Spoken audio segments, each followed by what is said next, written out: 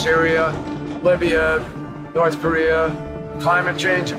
We have about as full of an agenda as any administration has ever had. We started filming kind of slowly. I think it was at the UN meetings in September 2015, and there's a career press guy from the State Department who described the project to him, and he's like, "That's ridiculous. That is the most ambitious project I've ever heard of in my entire career. It's never going to happen. But because it's so ridiculous, I want to help you and try to see if we can do it."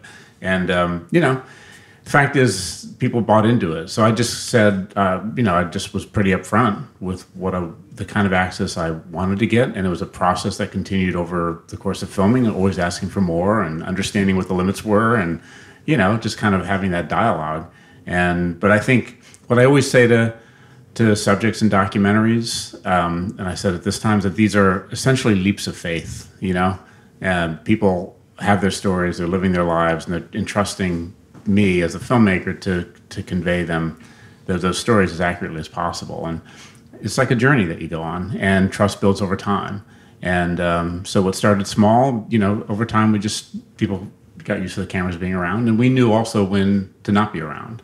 And, it's kind of worked out. I had worked with Greg before on a documentary he did about a UN hero who was killed by a suicide bomber in Iraq. And I knew the care and the relentlessness that Greg brought to every project. And I think what moved me, and I was inclined to do it because I feel like diplomacy isn't well portrayed in film, right? So great white men from a different era, like certainly contemporary diplomacy isn't. And public service isn't all that well portrayed, and we don't have a huge amount of faith in our institutions these days. And to me, more exposure and more transparency would mean more faith, not less, actually, especially to career people who do this day in, day out. So I was inclined, but everyone around me in my office and my team and at the State Department was very, very skeptical.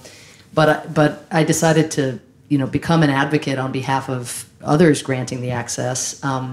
When Greg described to me why he wanted to do the film. And he basically said, I want to inspire people. Like, I want people to want to go change the world. And I can't tell you what I'm going to depict or what we're even going to find, as he says, on this journey together, but I can tell you that objective is never going to change. And I think the more that people see of you all in motion and in action, the more that we are going to be causing people to even rethink what they want to do with their lives. That exposure is going to be a great inspiration. So I thought, this is worth the gamble. I started as more of a gatekeeper, trying to prevent this from happening at the White House, because it did seem so absurd.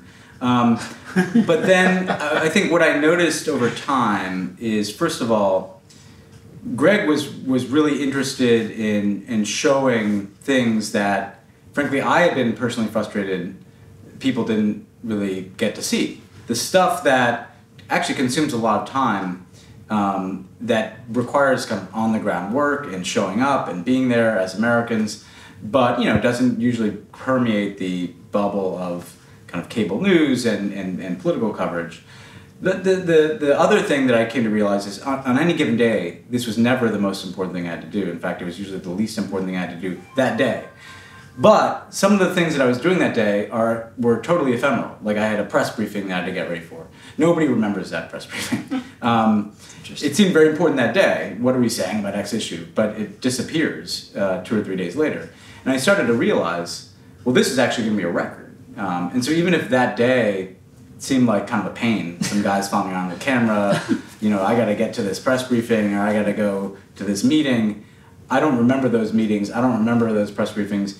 This will be a record that can stand up. And so I started to give it more time and attention and access when that reality sunk in part because we were running out of time.